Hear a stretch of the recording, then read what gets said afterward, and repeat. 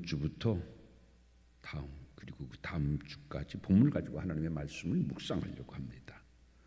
왜냐하면 그만큼 본문이 주는 가르침은 그리스도인에게 중요한 삶의 지침이기 때문입니다. 여러분, 종교라고 하는 것은 뭘까요? 종교라고 하는 것은 라틴어로 렐리기오 이렇게 얘기를 해요. 이 렐리기오라고 하는 뜻은 어떤 것에 마음을 집중하다 라는 말에서 생겨났습니다. 즉 종교라고 하는 것은 신들에게 또는 그 신들의 말씀에 마음을 집중한다 라고 하는 뜻을 가지고 있습니다. 그리고 또 하나 다른 뜻이 있는데 이 뜻은 결합하다, 단단히 묶다 라는 뜻을 가지고 있습니다. 뭐에 결합하고 뭐에 단단히 묶어요? 신에게. 그래서 종교라고 하는 것은 신과 결합하는 것이고 신의 가르침을 따라서 그분의 말씀에 집중을 해서 그분이 말씀을 따라 우리가 하나 되는 삶을 살아가는 것, 이것이 종교다라고 하는 뜻인 것입니다.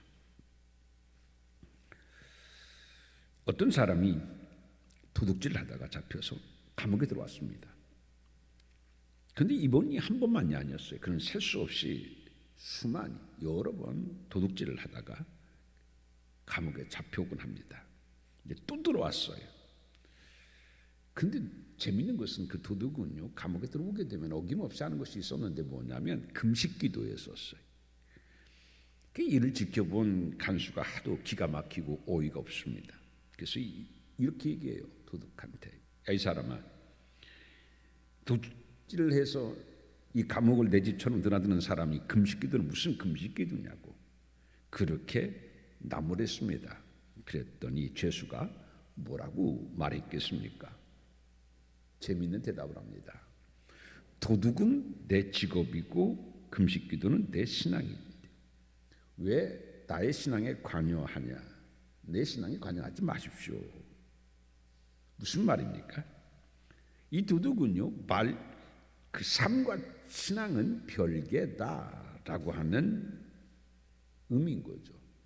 이것은 오늘날 우리 현대인들에게 삶과 신앙이 별개인 것을 꼬집는 그러한 말입니다. 오늘 본문은 진정한 그리스도인이 되기 위해서는 우리가 어떤 삶을 살아야 되는가에 대해서 말씀하고 있습니다. 그런데 오늘 본문을 자세히 보게 되면 핵심 단어는 두 개의 동사입니다. 하나는 생각하다라고 하는 것이고 다른 하나는 행하다라고 하는 단어인 것입니다. 그런데 이 생각하라라고 하는 단어는 보게 되면 헬라어로 로기조마이라고 하는데 이 로기조마이라고 하는 단어의 뜻은 뭐냐면 신중히 생각하다, 심사숙고하다라는 말입니다. 오늘 본문에서 바울은 우리 그리스도인들에게 생각을 신중히 한번 해봐라, 심사숙고하라. 그런데 이 말이요, 신약성경에서는 40회나가 나옵니다. 근데 이 40회 신약성경에서만 이 깊이 생각하라, 신중히 생각하라고 하는 로기조마이라는 단어가 나오는데 이 중에서 34회가 바울 서신에 나옵니다. 그만큼 바울은요, 우리 그리스도인들이 생각을 깊이 신중하게 해야 함을 강조하고 있습니다. 왜 그럴까요? 그리스도임에도 불구하고 그렇게 신중하게 깊이 심사숙고하지 않는 것들이 참 많았던 것이죠.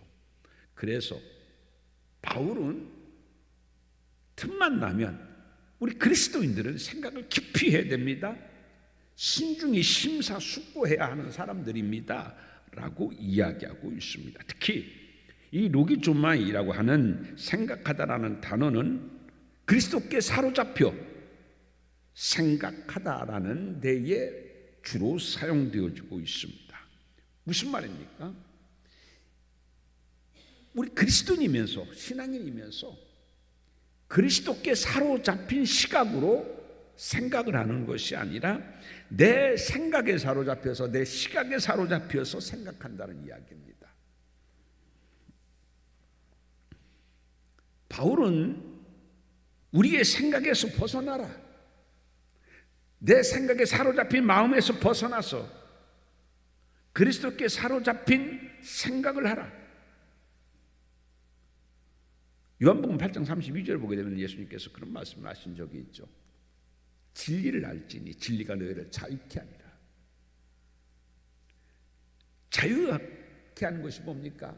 벗어나게, 해방하게 하는 게 자유인 겁니다. 어디에서요? 내 생각에서,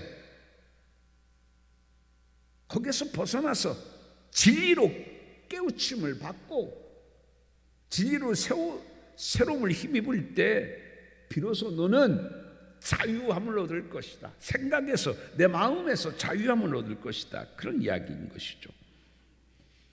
그러면서 오늘 본문에서는 뭘 생각하라고 말씀하고 있느냐 하면 8절을 같이 봅니다. 뭘 생각하라고 다시 한번 읽어봅니다. 8절입니다. 시작. 끝으로 형제들아, 무엇에든지 참되며 무엇에든지 경건하며 무엇에든지 오르며 무엇에든지 정결하며 무엇에든지 사랑받을 만하며 무엇이든지 칭찬받을 만하며 무슨 덕이 있든지 무슨 기림이 있든지 이것들을 생각하라. 오늘은 세 가지만 생각해 보려고 합니다. 생각하라는 것이 굉장히 여러 개 나오는데 오늘은 우리가 무엇에든지 참되며 무엇에든지 경건하며 무엇에든지 오르며 생각하라. 이거를 우리가 생각해 보려고 합니다. 무엇이든지 참된지 생각하라 라고 바울은 말씀하고 있습니다. 무엇이든지 참된지, 이게 참된 생각인지 이게 참된 행동인지 이게 참된 언어인지 깊이 심사숙고하라는 얘기예요. 그냥 덜컥덜컥 생각하지 말고 깊게 생각하지 않고 행동하지 마라. 그럴 때 우리의 삶에는 진실함이 있고 신실함이 있다는 얘기입니다. 성도의 삶에는, 성도의 생각에는, 성도의 행동에는 거짓이 없고 참이 있어야 된다. 그래서 무엇이든지 참된지 생각하고 또 생각하라 라고 하는 말씀인 것입니다. 그래서 우리의 삶에는, 우리의 행동에는, 우리의 언어에는, 우리의 생각에는 거짓이 있어서는 안 된다라는 얘기입니다. 그런데 이 참과 거짓에는요 기준이 있어요. 그렇잖아요? 기준이 있을 때 뭘 기준으로 해서 참된지 무엇을 기준으로 해서 거짓된지 나누어지게 되는 것이죠. 기준이 없는 참과 거짓은 없습니다. 근데 여러분, 우리나라 말에 속담에 이런 속담이 있죠. 제 눈에 안경이다. 무슨 말이에요? 제 눈에 안경이라는 것은. 다른 사람은 다 아니라고 하는데 어떤 사람은요, 아니야, 괜찮아, 그래요. 이 제 눈에 안경이라는 말과 비슷한 속담이 있습니다. 뭐냐면 뭐가 씌었대요? 눈에 콩깍지가 씌었대요. 이 심리학에서 보면 어떻게 얘기하냐면 판단의 왜곡, 비판의 왜곡 이렇게 얘기합니다. 판단의 왜곡. 지 눈에 안경, 눈에 콩깍지가 씌었어? 왜 저렇게 생각을 하지? 다른 사람 볼 때는요 이해를 못하는 거니까 내 생각에 사로잡혀서 다른 사람들은 다 보는데 나만 못 보는 거예요. 다른 사람들은 다 아는데 나만 모르는 거예요.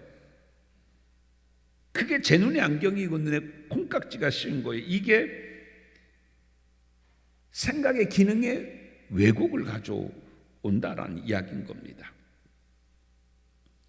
근데 우리 그리스도인들도 그럴 때가 참 많습니다. 왜 제 눈에 안경이냐 하면 내 생각에, 내 마음에 사로잡혀서 그래요. 내가 기준입니다. 내 생각이 기준이에요. 내가 알고 있는 게 기준입니다.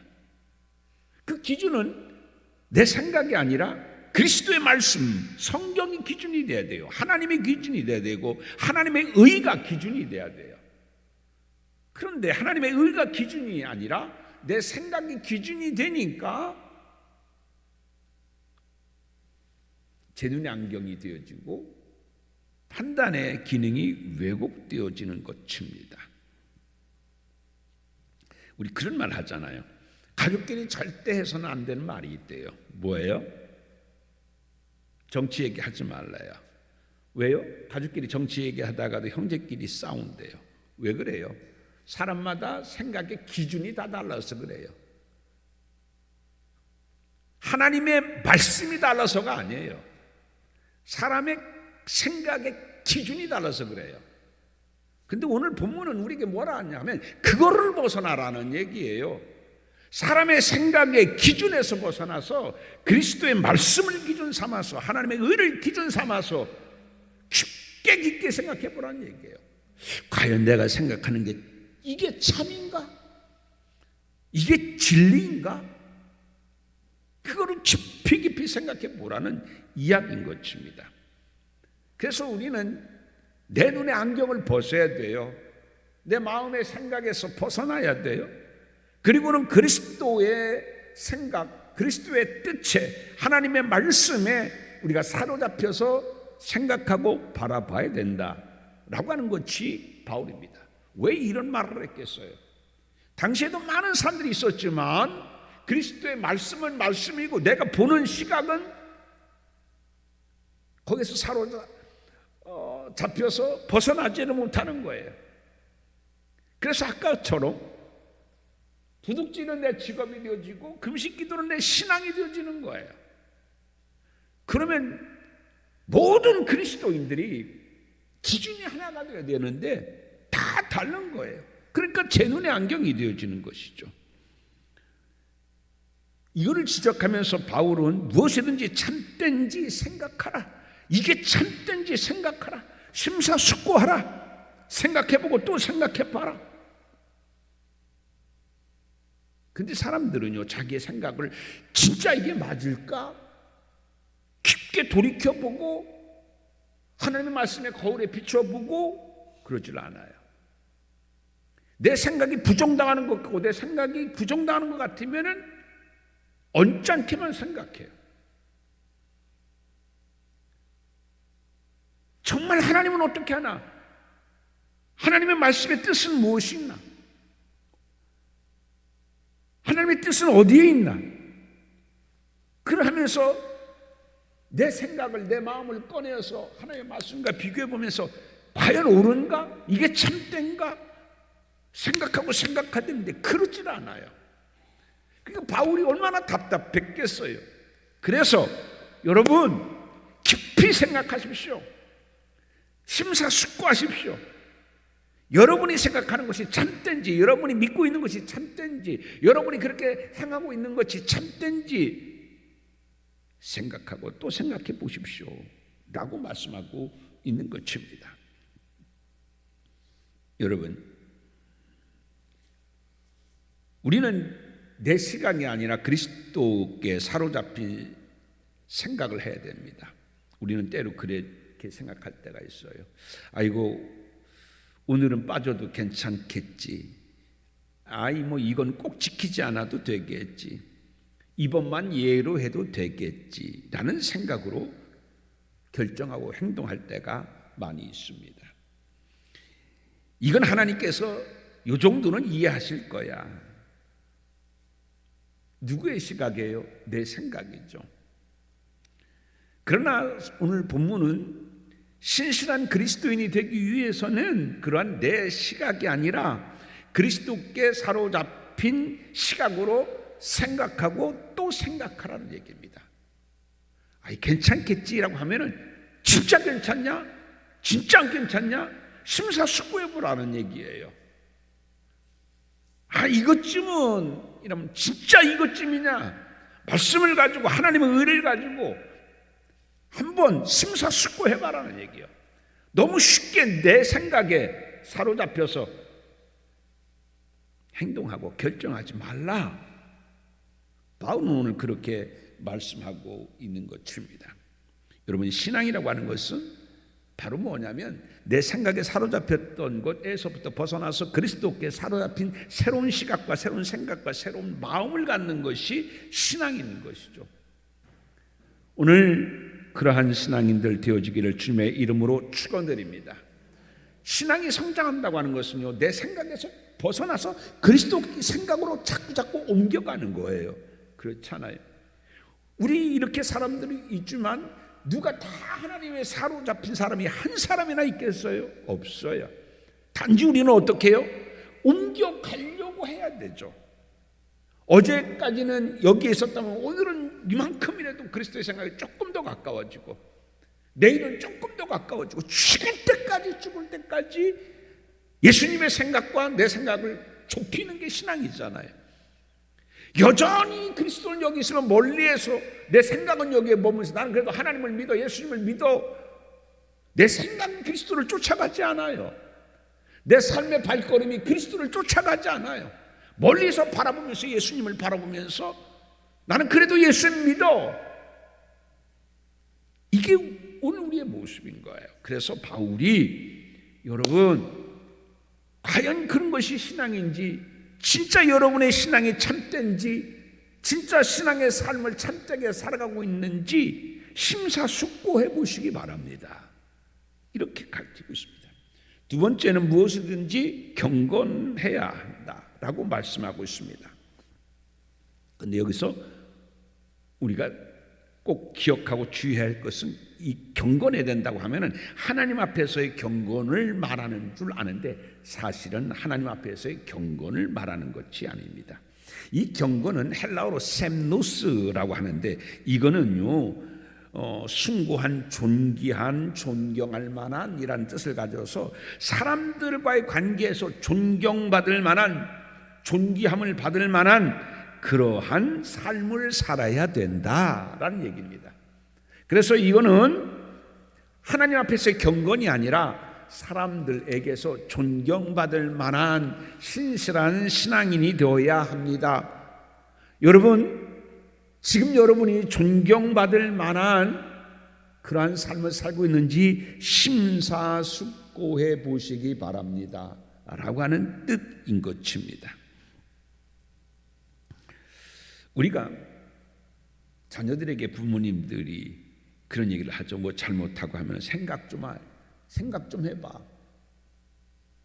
우리 그런 얘기를 하잖아요. 생각 좀 하고 살아라. 이렇게 꾸짖는 경우가 많습니다. 그래요. 지금 바울도 이렇게 빌립보 교인들 보면 존경받을 만한 삶을 살고 있는지 생각들 좀 해보십시오 라는 얘기예요. 세상 사람들이 여러분의 삶을 보고 존경받을 만해 라고 몇 점을 줄까 생각해 보란 얘기입니다. 제가 어디 가서 그런 얘기를 했습니다. 여러분, 자녀들에게 엄마를 사랑하냐 아빠를 사랑하냐라고 물어보십시오. 그러니까 어떤 분이 그런 얘기, 우리 애들은 나 사랑한다고 그래요 라고 자랑스럽게 손을 들고서 얘기를 해요. 그럼 이렇게 한번 물어보십시오. 그러면 나 엄마를 존경하니? 나 아빠를 존경하니? 이렇게 물어보십시오. 사랑한다고 하면은 사랑한다고 자녀들은 대답할 겁니다. 그러나 존경하니? 라고 물어보면서 그 대목에서는 말을 삼킬 수 있습니다. 여러분, 자녀로부터도 존경받지 못하고 이웃으로부터 존경받지 못하면 그건 신실한 그리스도인이 아니다라는 얘기입니다. 여러분, 존경받는 부모님 되시기를 주님의 이름으로 축원드립니다. 이웃으로부터 존경받는 사람이 되어야 돼요. 모든 사람이 존경하는 사람이 되어야 돼요. 오늘 바울은 그 얘기를 하고 있습니다. 교회 다닌다고 그 사람들은 우리를 존경하지 않습니다. 성경 끼고 다닌다고 그들은 우리를 존경하지 않습니다. 찬송 부른다고 우리를 존경하지 않습니다. 빌립보 교인들은 그렇게 사는 것이 신앙생활인 줄 알고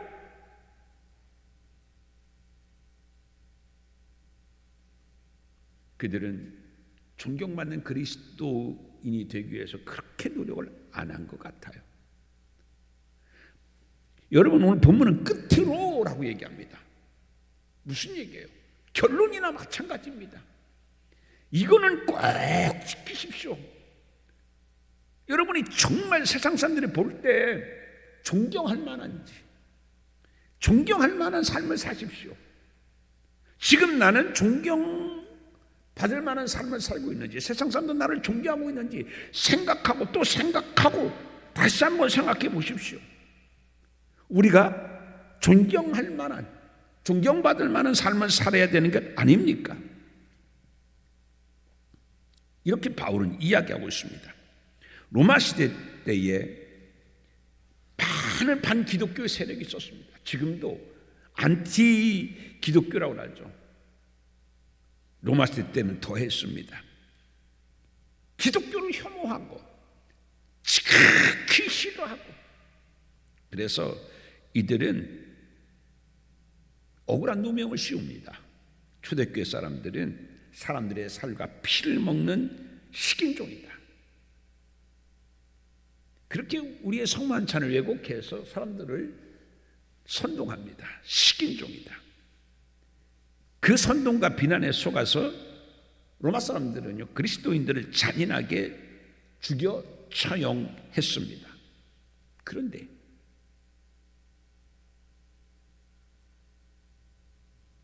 기독교인들은요, 말로 우리는 식인종이 아닙니다 하지 않았습니다. 그런데도 시간이 지날수록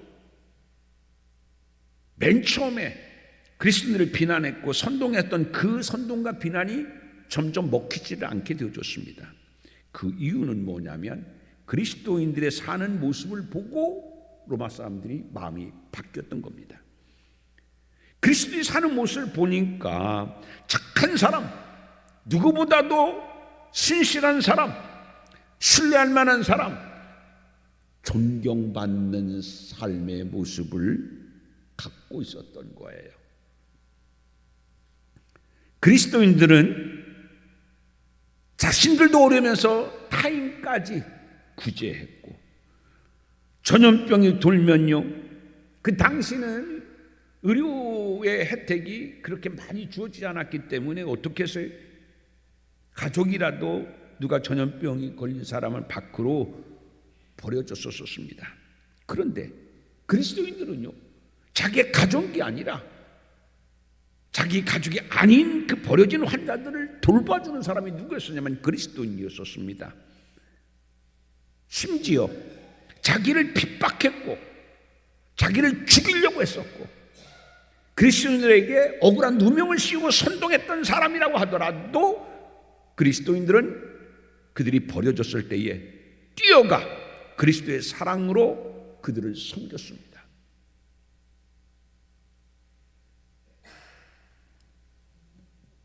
이 그리스도인들의 착한 일을 목격한 로마인들은 감동을 받고 그리스도인들을 존경하기 시작했었으며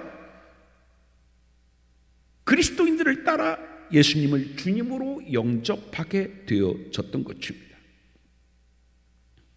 한국이 복음화된 것은요, 선교사들이 와가지고서요 많이 외쳐서 복음화된 게 아닙니다.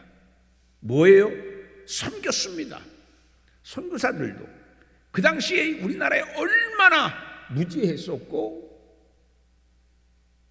그리고서 계급사회로 말미암아서 전염병에 걸려서 수많은 사람이요 피고름을 흘리면서 쓰러져 죽어가고 있었습니다. 그때 피고름이 쓰러져 죽어가는 그 사람들에게 뛰어와가지고서 자기의 입으로 피고름을 빨아내며 자기들을 치료해준 사람이 누구냐면 자기들이 그렇게 손가락질하고 쫓아내려고 했었던 서양의 도깨비라고 얘기했었던 선교사들이었습니다. 선교사들의 말에 이 땅의 사람들이 감동받은 것이 아니라 존경받을 만한 삶에 감동이 되어졌던 것이죠. 오늘 바울은 우리에게 그렇게 얘기합니다. 여러분들이 우리가 예수를 믿는다고 하면 세상 사람들은 우리를 존경할 만한 삶을 살아야 되지 않겠습니까? 지금 여러분들이 세상 사람들이 볼 때 존경할 만한 삶을 살고 있는지 생각해 보십시오. 이렇게 말씀하고 있는 겁니다. 여러분, 세상 사람들은 누구를 통해서 그리스도를 발견하고 누구를 통해서 예수님을 알아가게 됩니까? 바로 그리스도인들을 통해서 예수님을 발견하게 되고 그리스도를 통해서 하나님을 알아가게 되는 것입니다. 그런 의미에서 성도는 하나님의 형상이요 예수 그리스도를 닮은 사람인 것입니다. 사랑하는 성도 여러분, 세상 사람들이 존경할 만한 삶을 사는 우리 되어지기를 주님의 이름으로 축원드립니다. 오늘서부터 넓게 갖지 말고 우리 가족에게서부터 존경받는 내가 되겠다라고 하는 그러한 거룩한 마음, 거룩한 생각을 갖는 여러분 되기를 주님의 이름으로 축원드립니다. 여러분, 우리가 자꾸 나이 많이 먹어 가잖아요. 우리의 육신은 후패할지라도 우리의 인격은 더 세상 사람들이 볼 때도 아름다운 모습으로, 품위 있는 모습으로, 존경할 만한 모습으로 우리가 나이 먹어가야 되잖아요. 그게 우리가 늘 꿈꾸고 생각하는 그리스도의 향기이겠죠. 오늘 바울은 그렇게 빌립보 교인들에게 여러분 세상 사람들이 우리를 존경할 수 있도록 그렇게 살아가십시다. 나는 지금 그렇게 살아가고 있는지 한번 생각해 보십시오 라고 말씀하고 있습니다. 세 번째로 무엇이든지 옳아야 된다라고 가르쳐주고 있습니다.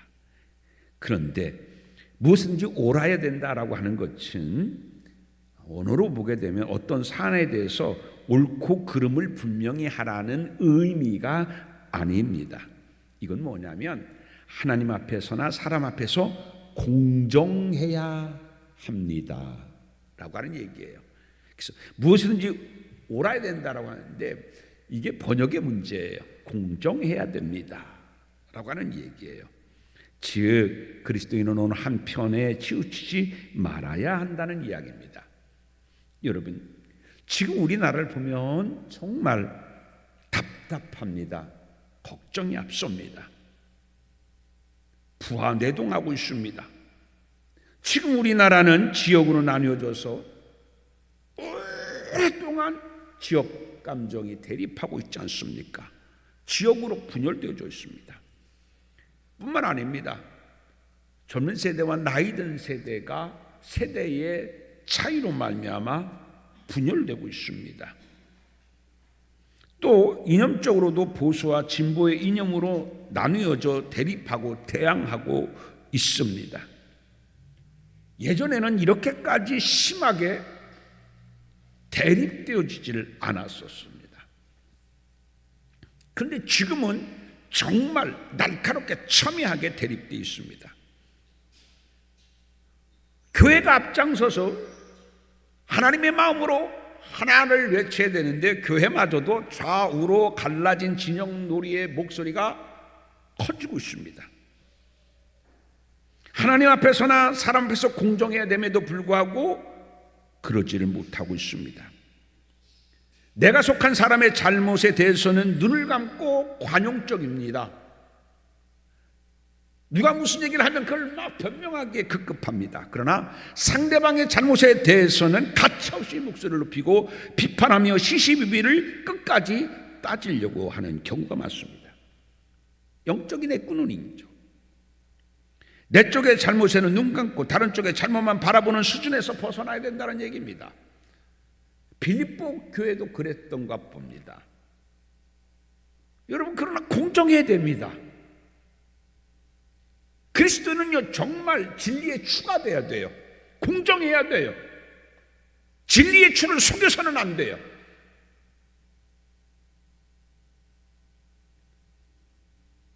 바로 서야 돼요. 그리스도인이 바로 서고 교회가 바로 설 때 사회의 절대적 균형 추구가 되는 거예요. 좌우로 치지 말라고 그러지 않습니까? 오늘 본문은 하나님 앞에서나 사람 앞에서 공정해야 된다는 이야기입니다. 교회가 공정을 이룰 때 세상 어디에서 공정을 기대할 수가 있겠습니까? 그리스도인들이 공정할 때 그게 하나님의 의가 되는 거고, 그래야 교회가 신뢰받을 수 있는 것입니다. 한쪽을 대변하거나 자기 진영에서는 눈을 감는 그런 것은 공정하지 못해요. 그것은 교회가 신뢰받지 못하고 결국은 교회가 버림받게 되어지는 것입니다. 예수님께서 말씀하신 것은 내 눈에 들보는 보지 못하면서 다른 사람의 눈에 티끌만 바라봐서는 안 된다. 오늘 우리도 그럽니다. 오히려 나부터 더 엄격하게 내 자신을 돌아다보고 내 진영을 더 엄격하게 하나님의 공의 앞에서 바라보고 생각해야 됩니다. 그런데 우리는 지금 공정하지 못하고 있습니다. 그러면 하나님의 의가 세워지지 않습니다. 무엇이든지 옳기 위해서는 그리스도인이 공정해야 됩니다. 저 사람은 참 진리의 추 같은 사람이야, 공정한 사람이야. 그럴 때 세상 사람들은 교회를 신뢰하게 되어지는 것입니다. 여러분 보십시오. 맨 처음에 기독교가 들어왔을 때 기독교 믿는 사람들이 얼마나 소수였었어요. 그러나 그 당시에는요, 교회 목소리를 그들은 기울였어요. 왜요? 공정했거든요. 하나님의 의가 바로 선 말씀이었거든요. 근데 지금은 어때요? 그때보다도 훨씬 많은 사람들이 예수님을 믿어도 교회가 공정하다고 누구든지 인정합니까? 그렇지 못합니다. 여러분, 우리는 공정해야 됩니다. 나도 하나님 앞에서 공정해야 됩니다. 나부터 공정해야 됩니다. 나부터 공정해야 됩니다. 그러기 위하여서는 우리가 오늘 바울이 가르쳐준 것처럼 생각하고 또 생각하고 깊이 생각해라. 그럴 때 우리는 신실한 그리스도인이 될 것이다 라는 얘기입니다. 오늘 본문은 우리에게 진정한 그리스도인이 되기 위해서는 어떤 삶을 살아야 되는가에 대한 말씀입니다. 오늘 본문의 핵심 단어는 두 개의 동사입니다. 생각하라, 행하라. 여러분, 이를 위해서 내가 가지고 있는 모든 기준을 버리고 그리스도께 사로잡힌 생각으로 믿지 않는 사람들에게 신뢰받을 만하고 존경받을 만한 사람으로 하나님의 온전하심을 나타낼 수 있는 우리가 되어지기를 주님의 이름으로 축원드립니다. 존경받는 그리스도인이 되기 위해서 오늘 우리 자신을 한번 돌아다 봅니다. 나는 하나님께서 어떤 사람인가? 공정한 눈으로 나를 바라다보고 더 깊이 생각하는 가운데 정말 하나님과 더 가까워지고 예수님과 더 거리를 좁혀갈 수 있는 우리가 되어지기를 주님의 이름으로 축원드립니다. 기도합니다.